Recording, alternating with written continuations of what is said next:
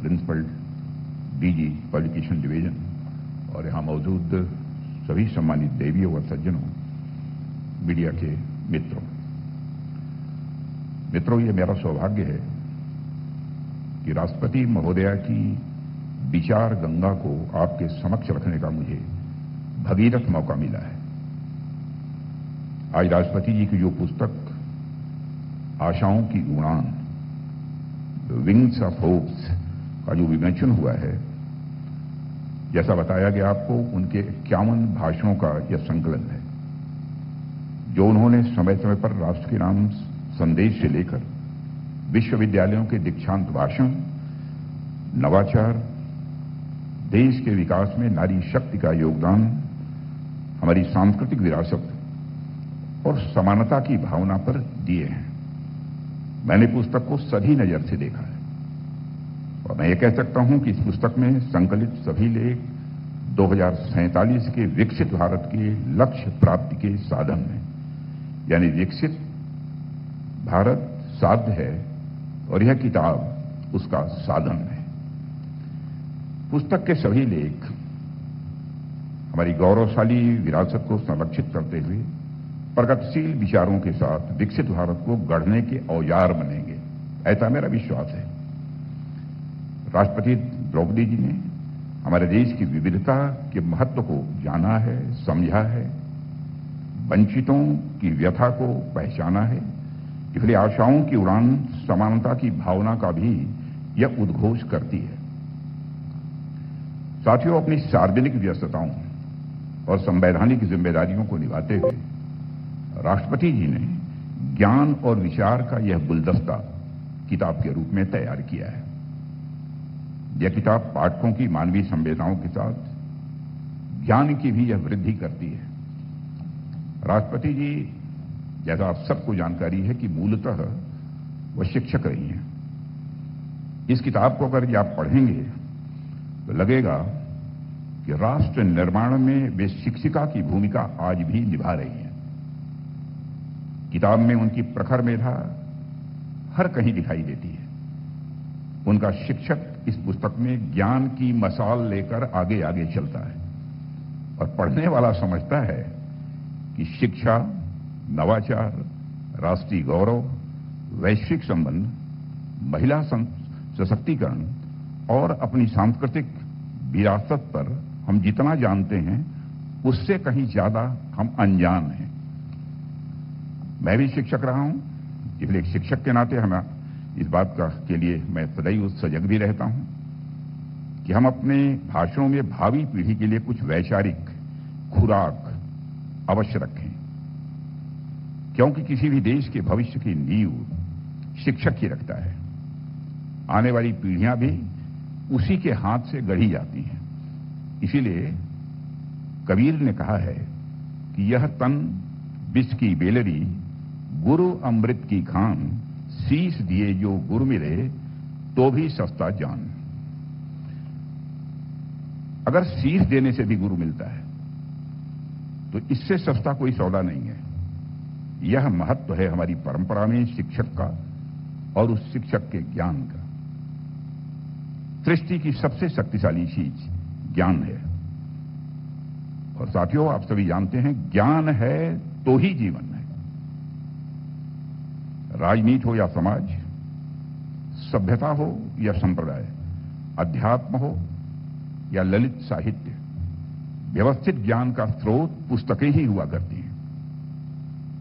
साथियों, इस पुस्तक में संकलित भाषणों में भारत के धरती की खुशबू है और देशवासियों की आकांक्षाओं की उड़ान भी है। आशाओं की उड़ान, यह इस पुस्तक का सार्थक नाम तो है ही, साथ ही हमारे देशवासियों के मनोभाव का भी वर्णन है।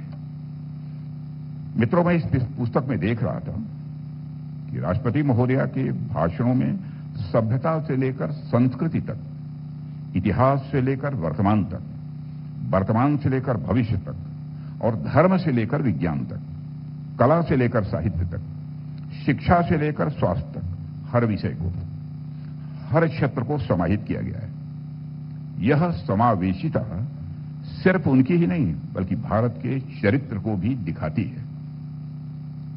साथियों, आज जब यहां राष्ट्रपति महोदया के भाषणों के संकलन का विमोचन हो रहा है तो मैं कहना चाहूंगा कि स्पीचेज, भाषण केवल शब्दों का संग्रह भर नहीं होते, वे एक युग की गवाही होते हैं। जब Pandit Jawaharlal Nehru tryst of with destiny बोलते हैं तो ये मार्टिन लूथर किंग की आई हैव ए ड्रीम बोलते हैं, तो वे केवल कुछ शब्द नहीं बोल रहे होते बल्कि संघर्ष, आशा और भविष्य का नक्शा खींच रहे होते हैं।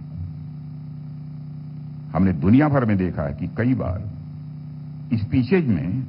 स्पीचेज से आंदोलन भी जन्म लेते हैं, नीतियां बनती हैं, जनमत भी तैयार होता है और स्पीचेज न केवल वर्तमान का चित्रण करती हैं बल्कि भविष्य के लिए विचारों का बीजारोपण भी करती हैं।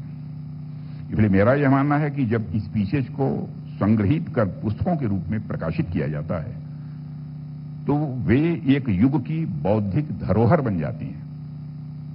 वे न केवल स्टडी के लिए इंपॉर्टेंट होती हैं बल्कि पॉलिसी मेकिंग, एकेडमिक रिसर्च के लिए यूजफुल होने के साथ साथ आने वाली जनरेशंस के लिए वह मार्गदर्शक भी होती हैं। मित्रों, जब राष्ट्रपति जी जैसे बड़े व्यक्तित्व कोई स्पीच डिलीवर करते हैं तो उस स्पीच का महत्व स्वाभाविक रूप से और अधिक बढ़ जाता है। हमारे यहां तो वैसे भी राष्ट्रपति जी कोई राजनीतिक वक्ता नहीं होते बल्कि संविधान, नैतिकता और राष्ट्रीय चेतना के वे प्रतीक होते हैं। उनकी वाणी में व्यक्तिगत दृष्टिकोण नहीं बल्कि राष्ट्र की आत्मा बोलती है। मित्रों, इसलिए उनके द्वारा कही गई बातें तो और भी प्रासंगिक हो जाती हैं। हमारे यहां तो वैसे भी महाजनो एन गतः सपंथा कहा गया है, यानी जिस मार्ग पर महापुरुष चलते हैं वही पथ सभी के लिए अनुकरणीय हो जाता है। और राष्ट्रपति जी ऐसी व्यक्तित्व द्वारा दिए गए स्पीचेस के संदर्भ में तो यह कथन और भी अधिक स्वाभाविक रूप से प्रासंगिक हो जाता है। जब राष्ट्रपति जी कुछ कहती हैं तो वे केवल राय नहीं देती हैं, वे एक पथ का निर्माण करती हैं। उनकी वाणी से मूल्य, विचार और दिशा निकलती है। इसलिए मैं समझता हूं यह पुस्तक अपने आप में एक लैंडमार्क स्टेप है जिससे आने वाली पीढ़ियां सीख सकती हैं, समझ सकती हैं और प्रेरणा भी प्राप्त कर सकती हैं। मित्रों, हमारा देश वाचिक परंपरा का देश रहा है। विद्यार्जन के लिए श्रुति पर निर्भरता लंबे समय तक रही है। सुनकर लोग अपना ज्ञानवर्धन करते थे, लेकिन महत्व की चीजों को गोरौचन से वृक्ष की छालों और पत्तों पर लिखकर उसे संग्रहित किया जाता रहा है। इसी तरह ज्ञान की श्रेष्ठ परंपरा आज तक हमारे पास प्रवाहित होती है। और यह अकारण नहीं था कि बख्तियार खिलजी ने नालंदा विश्वविद्यालय का वह संग्रहित 90 लाख किताबों के साथ जला दिया था, क्योंकि किसी देश की संस्कृत की महान परंपरा को अगर ध्वस्त करना हो तो महल और ईंट पत्थरों को नहीं, उसकी ज्ञान और विद्या की परंपरा को, आस्था को ध्वस्त करना होता है। हालांकि भारत की विशाल सांस्कृतिक परंपरा इतनी व्यापक है कि नालंदा के बलिदान के बाद भी हम आगे बढ़े और अपने ज्ञान को, विद्या को पीढ़ियों में संजोकर आज भविष्य की ओर हम तेजी से अग्रसर हैं। इसलिए सांस्कृतिक समृद्धि के लिए किताबों के लिहाज से समृद्ध होना यह आवश्यक भी है। गीता का यह एक श्लोक है, यद यदाचरित श्रेष्ठत देवेतरो जनः स सत्य प्रमाणम कुरते लोकस्तद लुवर्तते। यानी श्रेष्ठ लोग जैसा आचरण और व्यवहार करते हैं और जिन बातों को प्रतिपादित करते हैं, प्रमाणित करते हैं, लोग यानी आमजन उसी को उदाहरण और उचित मानकर उसे स्वाभाविक रूप से अंगीकृत भी करते हैं। मुझे उम्मीद है कि राष्ट्रपति जी की यह किताब भी लोक जनमानस के लिए ज्ञान की मिसाल बनेगी। साथियों, पुस्तक ज्ञान का पिटारा होती है। इसको लिखने के लिए भी एक सूझ, समझ, अध्ययन, अनुभव और अभिव्यक्ति की भी आवश्यकता होती है। इसलिए पुस्तक लिखने वाले लोग श्रेष्ठ माने गए हैं। हम जब दुनिया के तमाम धर्मों, संस्कृतियों, परंपराओं की ओर देखते हैं, उसके मूल में, उसके जड़ में हमें किताबें ही मिलती हैं। किताबों में कही गई बातों को लोग अपनाते हैं। कोई वेद और पुराण से सीखता है, तो कोई बाइबल और कुरान को अपनाता है, तो कहीं तो ग्रंथ ही गुरु है। महामहिम राष्ट्रपति जी की यह किताब भी विकसित भारत का एक कर्म ग्रंथ बनेगी, ऐसा मेरा विश्वास है। साथियों, इस संकलन के 51 लेखों में 10 लेख विश्वविद्यालयों में हुए दीक्षांत भाषण हैं। यह इसलिए भी महत्वपूर्ण है कि दीक्षांत विद्याध्ययन के गुरुकुल में विद्यार्थियों का आखिरी संस्कार होता है, और दीक्षांत का दूसरा नाम समावर्तन भी होता है। समावर्तन का मतलब है वापस लौटना। विद्यार्थी दीक्षांत के जरिए वापस लौट नया जीवन अपना प्रारंभ करता है। दीक्षांत भाषण के बाद 33 संहिता में शिक्षा समाप्ति पर आचार्य द्वारा दीक्षांत का उल्लेख मिलता है। और साथियों, आचार्य विद्यार्थी को भावी जीवन का उपदेश देते हैं। दुनिया का पहला दीक्षांत भाषण नैमिषारण्य में हुआ था, ऋषि शौनक के गुरुकुल में हुआ था। और ऋषि शौनक का पहला गुरुकुल था जिसमें तब 10,000 छात्र थे। और दीक्षांत भाषण से सबसे पवित्र और जरूरी सूत्र भावी पीढ़ी को मिलता है। और इस लिहाज से राष्ट्रपति जी के लेख ऋषि परंपरा के लेख माने जाने चाहिए। 19वीं शताब्दी में एक जर्मन दार्शनिक और कथाकार हुए जिनका नाम था फ्रांज काफ्का।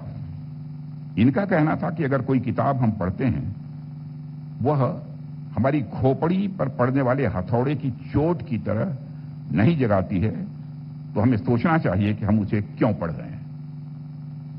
किताब को उस कुल्हाड़ी की तरह होना चाहिए जो दिमाग के अंदर जमी अज्ञान की चादर को तोड़ सके। तो मित्रों, आप इस किताब को पढ़िए। किताब आपके दिमाग की वैचारिक जड़ता को तोड़ेगी, आपको एक दृष्टि देगी जिसमें राष्ट्रपति महोदया के जीवन, अनुभव, अध्ययन और सूझ का पोषण निहित होगा। साथियों, मैंने हर बार यह देखा है कि कुछ महत्वपूर्ण विचार राष्ट्रीय महोदया के संबोधन में कई बार आते हैं। जैसे विरासत के साथ विकास हमारी संस्कृति और सभ्यता की पहचान है। नैतिकता हमारे व्यक्तिगत और सार्वजनिक जीवन का आधार स्तंभ है। निस्वार्थ सेवा और परोपकार की भावना सब में, विशेषकर जनसेवकों और अधिकारियों में अवश्य होनी चाहिए। देश के जस्टिस सिस्टम तथा एडमिनिस्ट्रेशन को जन सामान्य के प्रति संवेदनशील होना चाहिए। विकास के सभी डायमेंशंस में इनोवेशन को प्रोत्साहित करना चाहिए। आधुनिक विश्व व्यवस्था को बेहतर बनाने में भारत वसुधैव कुटुंबकम की भावना के साथ अपनी अग्रणी भूमिका निभा रहा है। और मैं आपसे कहना चाहूंगा कि राष्ट्रपति महोदय द्वारा रेखांकित की गई ये सारी प्रायोरिटीज, सारी प्राथमिकताएं हमारी राष्ट्रीय प्राथमिकताएं हैं। साथियों, माननीय राष्ट्रपति महोदया से सीखने के लिए हमारे पास बहुत कुछ है। हमारे लिए सौभाग्य की बात है कि हमें उनका मार्गदर्शन मिल रहा है और आज हम गौरव के साथ कह सकते हैं कि वीमेन लेड डेवलपमेंट, जिसकी बात प्रायः हमारे प्रधानमंत्री जी भी करते हैं, वीमेन लेड डेवलपमेंट का सबसे उदाहरण भारत आज विश्व में प्रस्तुत कर रहा है। देश के सर्वोच्च संवैधानिक पद को राष्ट्रीय महोदया सुशोभित कर रहे हैं।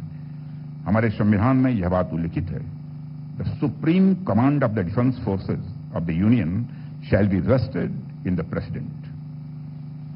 अपने सर्वोच्च कमांडर के नेतृत्व में हाल ही में हमारे देश की सेनाओं ने ऑपरेशन सिंदूर के तहत ऐतिहासिक सैन्य कार्रवाई की है और इस ऑपरेशन के सभी उद्देश्यों को हासिल किया है और आतंकियों के मन में भय का संचार करने में भी कामयाबी हासिल की है। साथियों, इस पुस्तक में संकलित प्रमुख भाषणों के जरिए मुझे यह जानकर खुशी हुई है कि राष्ट्रपति महोदया ने एनडीए की नेशनल डिफेंस एकेडमी की पासिंग आउट परेड के अवसर पर आर्म्ड फोर्सेस के युवा अधिकारियों को अपने संबोधन से इंस्पायर किया, प्रेरित किया। उन्होंने आर्म्ड फोर्सेस मेडिकल कॉलेज के 75 वर्ष पूर्ण होने पर प्रेसिडेंट्स कलर प्रदान किया और अपने विचारों से आर्म्ड फोर्सेस मेडिकल कोर की टीम का मार्गदर्शन भी किया है। वे थल सेना, वायुसेना और नौसेना में सेवारत अधिकारियों और जवानों को भी समय समय पर प्रोत्साहित करती ही रहती हैं। साथियों, माननीय राष्ट्रपति महोदय द्वारा सार्वजनिक जीवन में रहते हुए समाज के पिछड़े वंचित वर्गों के लिए जिस तरह से काम किए गए उसका जिक्र समय समय पर माननीय प्रधानमंत्री जी ने भी किया है। हम सब ने भी देखा है कि राष्ट्रपति भवन में आने के बाद भी राष्ट्रीय महोदया वंचित वर्गों के लोगों को निरंतर राष्ट्रपति भवन में सम्मान सहित आमंत्रित कर रही हैं और उनकी समस्याओं के समाधान के लिए विचार विमर्श भी करती रही हैं। साथियों, माननीय राष्ट्रपति महोदया की सामाजिक न्याय, महिला सशक्तिकरण, जनजातीय समुदाय के प्रति उनकी एम्पैथी तथा साहित्यिक सांस्कृतिक परंपराओं के प्रति निष्ठा की आधारशिला उनके निजी अनुभवों की जमीन में है। सबको शिक्षा सुलभ हो, सबको समान अधिकार मिले, सबको समान अवसर प्राप्त हो, इन सबके लिए उन्होंने अपने ही जीवन के द्वारा एक प्रेरक उदाहरण भी समय समय पर प्रस्तुत किया है। उन्होंने देश के सर्वोच्च संवैधानिक पद तक पहुंचने की अपनी यात्रा से हमारे देश के संविधान के महान आदर्शों को यथार्थ रूप भी दिया है।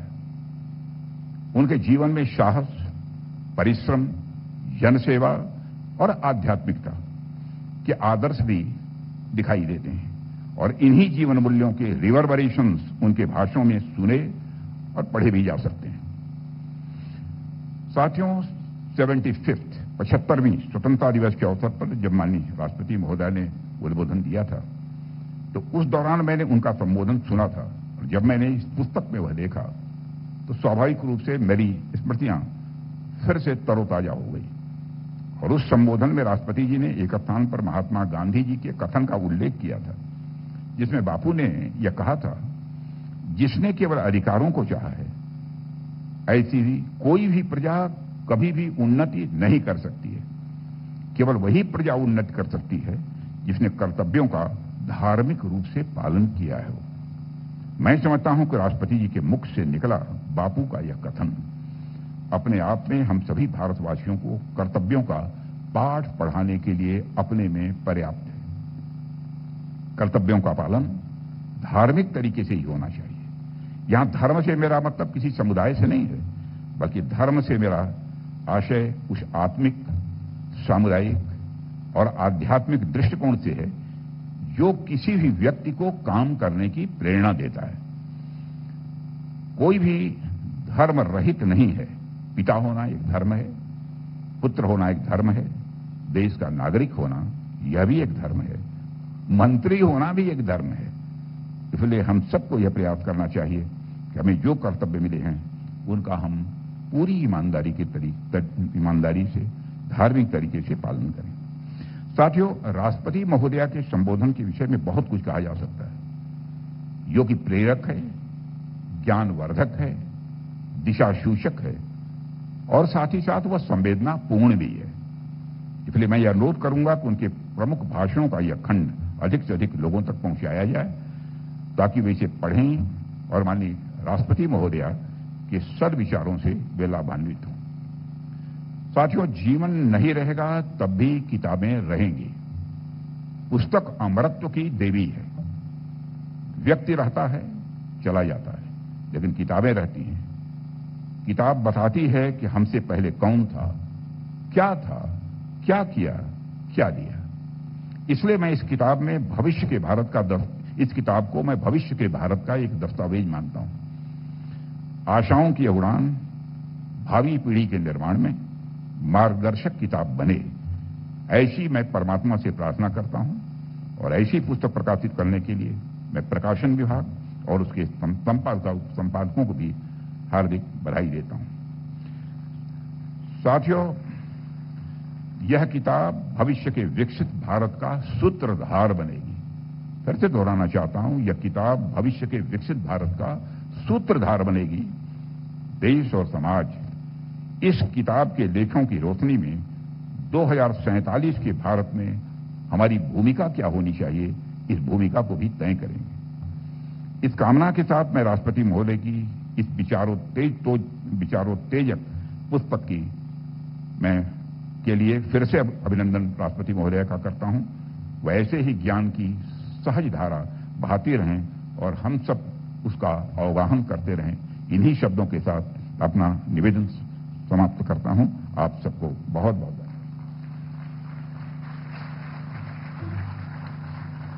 माननीय मंत्री, आपके शब्द, आपके विचार हमेशा प्रेरणा, आनंद